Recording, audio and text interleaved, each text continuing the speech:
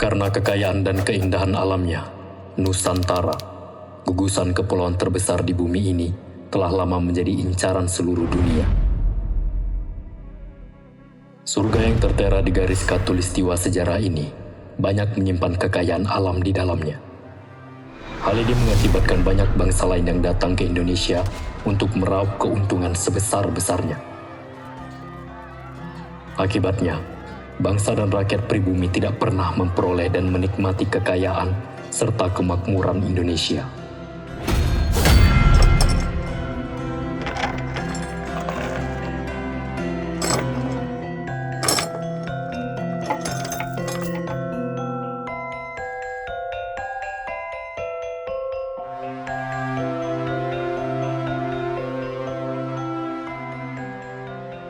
Di Sumatera Barat, kota Sawalunto, terdapat catatan sejarah tentang keberadaan orang rantai.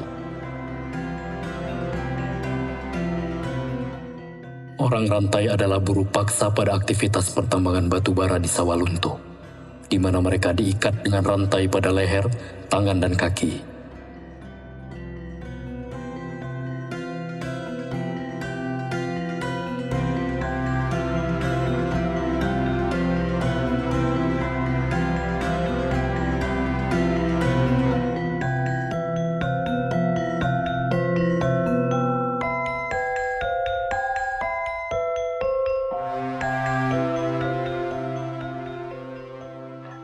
Orang rantai itu adalah orang tahanan yang melawan pemerintah penjajah Belanda. Dan mereka ditangkap, dipenjara, dibuang ke Sumatera, yaitu Sumatera Barat, melalui jalur laut, yaitu naik kapal, dibawa ke Sumatera Barat, Padang, Sawalunto. Dari perhitungan Belanda, dengan mempekerjakan orang rantai ini akan memudahkan mereka dari biaya produksi, biaya untuk hasil juga bisa lebih maksimal, sehingga ada mobilisasi para pekerja tambang ke Sawalunto khususnya. Kalau orang rantai ini tahun-tahun awalnya dibawa saat mulai pertambangan dan pembangunan di Sawalunto sekitar 1890-an, itu baru tahap-tahap awal pembawaan masyarakat orang tahanan yang berasal dari berbagai penjara di Indonesia. Berbicara tentang orang rantai memang tidak ada habisnya, karena tidak akan terlepas juga dengan cerita tambang-tambang batu bara yang masih ada hingga saat ini di kota Sawalunto. Nah, ini yang mesti diluruskan.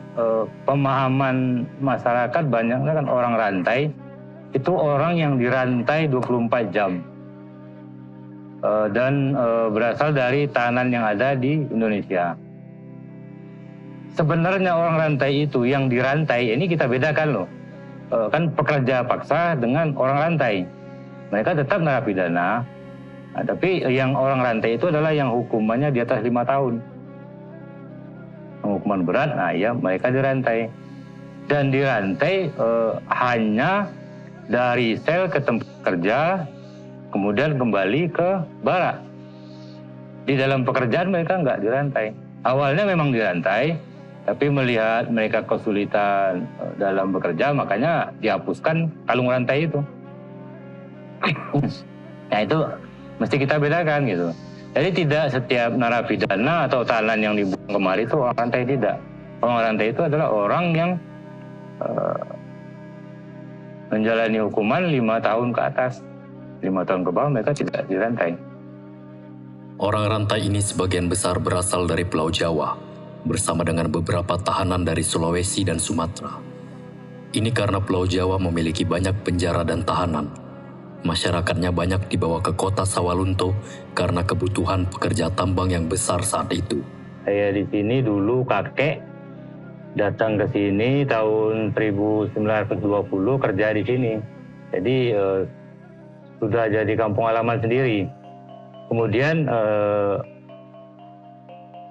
Saya pribadi banyak mencari sumber-sumber data, tapi belum pernah ditulis. Masih banyak secara Sawalunto. Katakanlah, yang sudah banyak ditulis itu tentang tambang. Jadi tentang kegiatan baik sosial, kebudayaan itu minim. Nah, dari itulah gali gitu. Banyak ternyata yang belum terungkap. Mulai buruh kontrak, orang rantai, sampai buruh bebas, kemudian lingkungan. Nah, itu yang coba digali. Ketika batu bara ditemukan, tentu saja dibutuhkan tenaga kerja yang menyebabkan pertambangan dan pembangunan menjadi besar.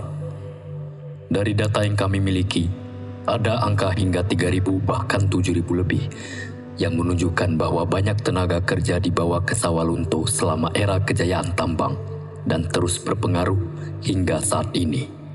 Nah, ini masih menjadi tanda tanya besar ya. Kenapa ini berkaitan dengan hak asasi manusia, penghilangan identitas manusia sebenarnya. Jadi kita juga tidak tahu bagaimana alasan dari pemerintah Belanda ini setelah mereka masuk ke penjara itu diberikan nomor registrasi. Bahkan sampai dimobilisasi ke Sumatera Tengah, bahkan ke Sawalunto saat itu, mereka diberikan juga nomor registrasi tersebut. Tidak namanya lagi. Jadi artinya sudah menjadi orang rantai itu namanya itu sudah hilang.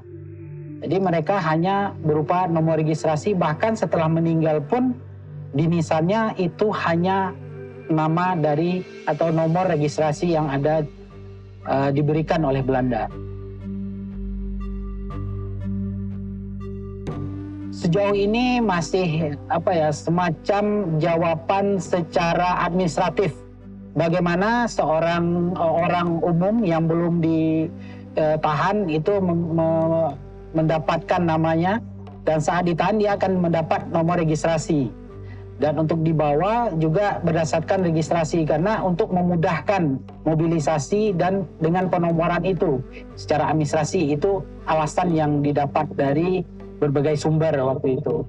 Faktor utama adanya orang rantai ke Sawalunto adalah pertimbangan efektivitas pembangunan tenaga kerja dan biaya, sehingga Belanda memberikan upah yang lebih rendah dan hasil yang lebih besar.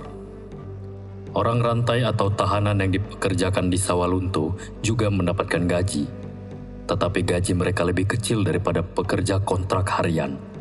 Oleh karena itu, ini meningkatkan produksi dan mengurangi biaya. Mereka ditidurkan di barak-barak atau itu namanya camp-camp yang disebut tangsi. Itu di pemukimannya tempat pekerja buruh paksa bermukim di situ. Jadi itulah sehari-harian pekerjanya orang rantai sebagai buruh paksa di tambang batu bara Ombilin di Sawalunto. Itu perusahaannya pemerintah Hindia Belanda itu bernama Government Bedrijf Ombilin Mijnen. Dengan SK-nya itu tanggal 28 Desember 1891. Jadi tambang batu bara ini dimulai itu setelah bulan Desember, bulan Januari sudah dimulai. Dengan pekerjanya tahanan yang dijadikan buruh paksa di lorong-lorong tambang batu bara yang gelap, yang penuh dengan risiko keruntuhan lubang tambang tersebut. Ya, kami terus melakukan penelitian dan penelusuran arsip. Bahkan terakhir kita sudah mendapatkan beberapa data sudah disajikan di Museum Situs Lubang Tambang Suro. Itu tahanan-tahanan yang asalnya, sukunya, tahun berapa, nah, itu nomor registrasinya. Jadi kita sudah mulai memunculkan nama-nama dan identitas dari orang rantai. Tentunya ini butuh waktu untuk memperoleh data-data lebih konkret dan istilahnya lebih lengkap. Karena mungkin kita juga terbatas ya dalam hal mengumpulkan arsip, khususnya bangsa Indonesia. Ini juga kita karena lebih mudahnya karena kita kerjasama dengan Dinas Arsip waktu itu di Provinsi Sumbar. Mereka mungkin ada waktu mungkin pengumpulan arsip-arsip lama di penjara-penjara yang ada di Sumatera Barat. Jadi itu kita terbantu. Tapi kita belum menelusuri sampai ke penjara-penjara di wilayah Jawa dan juga Kalimantan maupun Sulawesi. Kalau peninggalan yang pertama tentunya lubang-lubang tambang ya. Lubang tambang, terus apa yang sudah mereka kerjakan seperti jalur kereta api, bangunan-bangunan yang ada di Sawah Lunto ini merupakan kontribusi dari orang rantai. Dan juga beberapa camp atau perumahan yang disebut tangsi. Ada tangsi rantai di dekat Tanah Lapang, ada tangsi baru di dekat Kelurahan Tanah Lapang juga dekat Lubang Tambang Suro, ada tangsi gunung dan tangsu durian. Itu merupakan salah satu tinggalan. Dan juga yang paling utamanya adalah penjara orang rantai yang ada di Sungai Durian. Itu berada di komplek Balai Diklat Tambang Bawah Tanah. Dan untuk koleksinya itu ada berupa rantai, berupa jimat, berupa peralatan, dan nisan-nisan yang dikumpulkan dari lingkungan masyarakat saat itu. Karena memang secara in situ di tahun awal-awal 2005 sampai 2010 itu banyak berserakan di mana-mana nisan orang rantai ini. Jadi dikumpulkan di museum.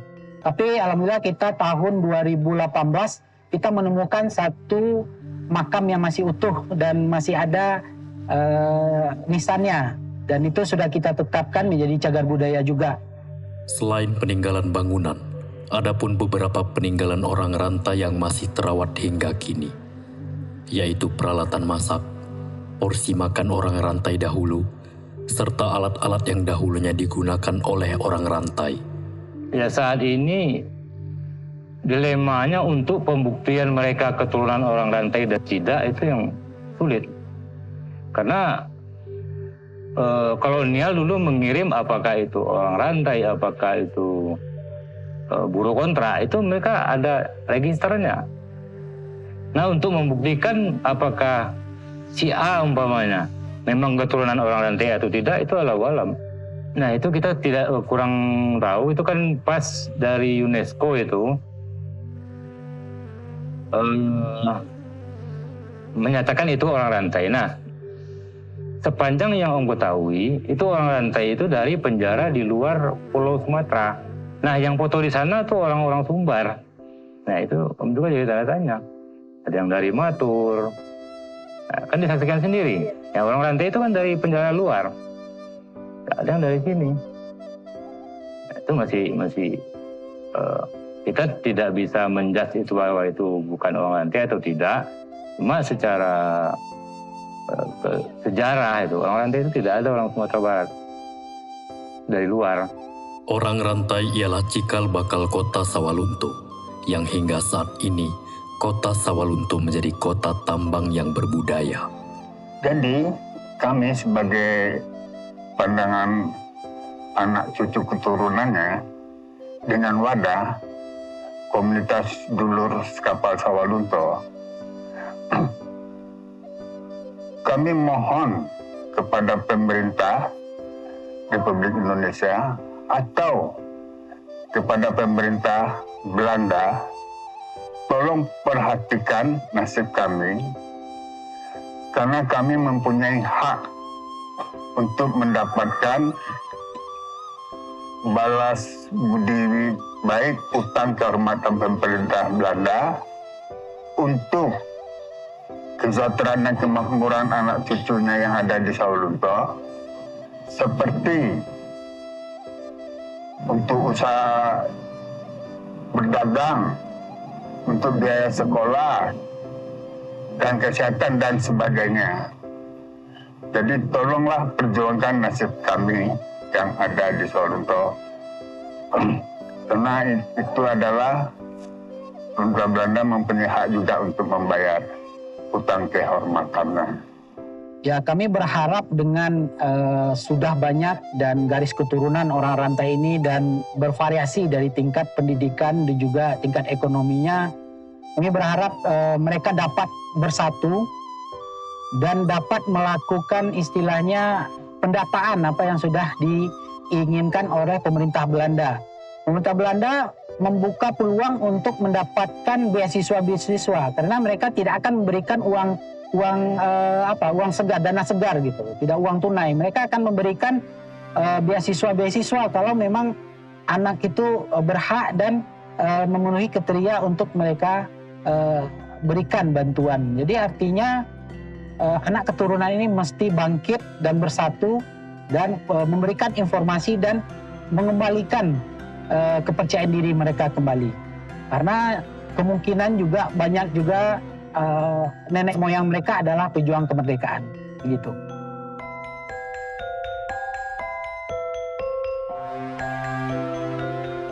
Banyak harapan yang tersemat bagi generasi mendatang untuk menjaga kelestarian sejarah orang rantai, sehingga warisan ini dapat tetap terjaga dan dilestarikan.